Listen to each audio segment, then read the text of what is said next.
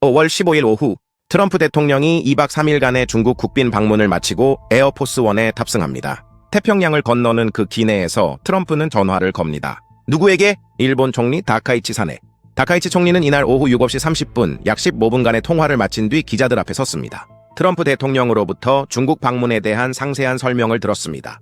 중국과 미국이 2시간 15분짜리 정상회담을 했습니다.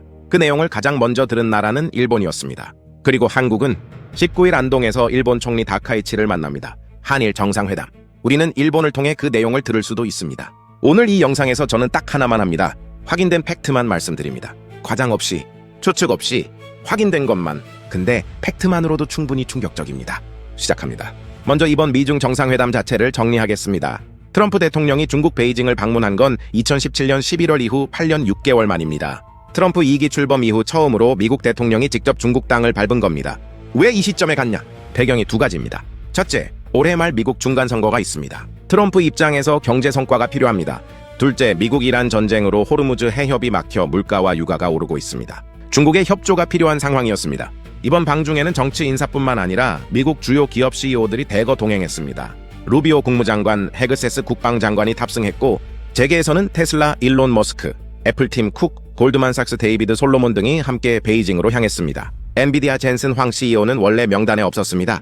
근데 트럼프가 에어포스1이 워싱턴에서 이미 이륙한 뒤 젠슨 황이 빠졌다는 언론 보도를 보고 직접 전화해서 합류를 요청했습니다. 젠슨 황은 알래스카까지 따로 이동해 에어포스1에 탑승했습니다. 이 한 장면만 봐도 이번 방중에서 반도체와 AI가 얼마나 핵심 현안이었는지 알 수 있습니다. 5월 14일 오전 10시 베이징 인민대회당에서 트럼프 시진핑 정상회담이 시작됩니다.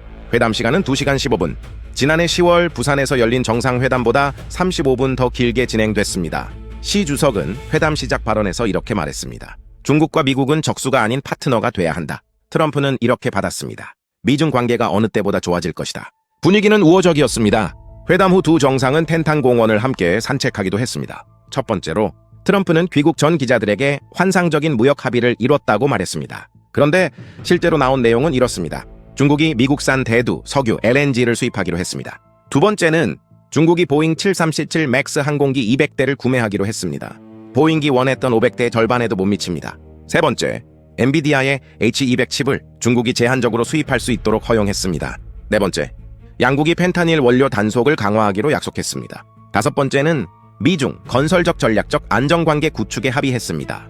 영국 BBC는 이번 방중을 이렇게 평가했습니다. 구체적인 경제 성과보다 온화한 수사와 상징으로 정리됐다. 스몰딜이라는 평가가 나온 이유입니다. 회담 중 대만 문제가 논의됐는지 기자들이 트럼프에게 물었습니다. 트럼프는 답하지 않았습니다. 그런데 중국 측에서는 내용을 공개했습니다. 시 주석이 비공개 회의에서 트럼프에게 이렇게 말했다고 중국 관영 매체들은 전했습니다. 대만 문제를 잘못 건드리다간 중미 관계가 파국으로 치달을 수 있다. 미국은 대만에 무기를 판매하지 말라. 미국 백악관은 이에 대해 별도 입장을 내지 않았습니다. 이 부분은 한국과 직결됩니다. 중국 관영방송 CCTV는 양 정상이 한반도 문제를 비롯해 중동 우크라이나에 대한 의견을 교환했다고 전했습니다. 트럼프 본인도 시진핑과 북한에 대해 논의했다고 직접 밝혔습니다. 미중 정상이 한반도 문제를 논의했습니다. 한국이 없는 자리에서. 자, 이제 가장 주목받는 부분입니다. 트럼프가 귀국길 전용기에서 다카이치 일본 총리에게 전화한 사건. 이 팩트를 하나씩 정확하게 짚겠습니다. 이 전화가 갑자기 이루어진 게 아닙니다. 마이니치 신문은 14일 이미 이렇게 보도했습니다. 일본 정부가 미중 정상회담 뒤 이른 시기에 다카이치 총리와 트럼프 대통령이 전화 협의를 할 수 있도록 미국 측과 조율하고 있다. 일본이 먼저 움직인 겁니다. 미중 정상회담 전부터 일본 정부는 회담 직후 통화가 이루어질 수 있도록 사전에 미국 측에 요청하고 조율해왔습니다. 이 외교적 선제 행동이 결실을 맺은 겁니다. 5월 15일 트럼프가 귀국길에 오른 날 교도통신과 NHK에 따르면 다카이치 총리는 이날 오후 7시 30분부터 약 15분간 트럼프 대통령과 전화 통화를 했습니다. 통화는 트럼프 대통령이 중국 방문 일정을 마친 뒤 전용기에서 직접 전화를 걸어 이루어졌다고 교도통신은 전했습니다. 다카이치 총리가 직접 기자들 앞에서 한 말입니다. 트럼프 대통령으로부터 중국 방문에 대한 상세한 설명을 들었다. 경제와 안보 등 중국을 둘러싼 여러 과제에 대해 의견을 교환했다. 이란 사태에 대해서도 이야기를 주고받았다. 앞으로도 미일 간 긴밀한 소통을 이어가기로 했다. 기자들이 물었습니다. 미중 회담에서 일본에 대한 이야기가 나왔느냐? 다카이치 총리의 답변입니다. 외부에 말하지 않는다는 조건으로 상세한 이야기를 들었다. 큰 도움을 받아 깊이 감사드리는 내용이었다. 일본은 미중 정상회담에서 일본과 관련해 어떤 논의가 오갔는지 트럼프로부터 직접 들었습니다. 그리고 그 내용은 공개하지 않는 조건이었습니다. 일본은 이번 미중 정상회담을 촉각을 곤두서며 주시했습니다. 이유가 있었습니다. 다카이치 총리는 지난해 11월 국회 답변에서 대만 유사시 일본이 집단적 자위권을 행사할 수 있다는 취지로 발언했습니다. 중국은 이에 강하게 반발하며 발언 철회를 요구했고 이후 중일 관계가 악화됐습니다. 그 상태에서 미중 정상이 대만 문제를 논의하는 겁니다. 일본 입장에서는 미중 회담에서 자국에 불리한 방향으로 대만 문제가 정리될 수도 있다는 불안이 있었던 겁니다. 그래서 회담 직후 최대한 빨리 트럼프로부터 직접 내용을 들으려 했던 겁니다. 외교적 생존 본능이라고 할 수 있습니다. 자, 이제 한국 얘기입니다. 여기서부터는 특히 확인된 팩트와 추측을 철저히 구분해서 말씀드리겠습니다. 현재까지 트럼프가 미중 회담 직후 이재명 대통령에게 전화했다는 보도는 확인되지 않았습니다. 한국 정부 역시 관련 발표를 하지 않았습니다. 이것이 코리아 패싱이냐, 단순히 한국이 요청을 안 했느냐, 아니면 별도 채널로 소통이 이루어졌느냐는 현재로서는 확인되지 않습니다. 5월 14일 미중 정상회담이 진행 중이던 당일, 한국 외교부 고위 당국자가 기자들과 만났습니다. 이 자리에서 트럼프 대통령 방중을 계기로 한 미북 정상회담 성사 가능성을 배제할 수 없다고 밝히면서도 준비는 거의 안 된 것으로 이해하고 있다고 말했습니다. 한국 정부도 이번 미중 회담에서 한반도 문제가 논의될 가능성을 인지하고 있었다는 의미입니다. 이 사건을 이해하려면 지금보다 조금 더 앞으로 가야 합니다. 이재명 대통령이 6월 4일 취임했습니다. 대한민국 대통령이 취임하면 최우방국인 미국 대통령과 통화하는 것이 관례입니다. 문재인 전 대통령은 취임 당일, 윤석열 전 대통령은 당선 5시간 만에, 박근혜 전 대통령은 당선 이튿날. 그런데 이재명 대통령은 취임 사흘째까지 통화가 이루어지지 않았습니다.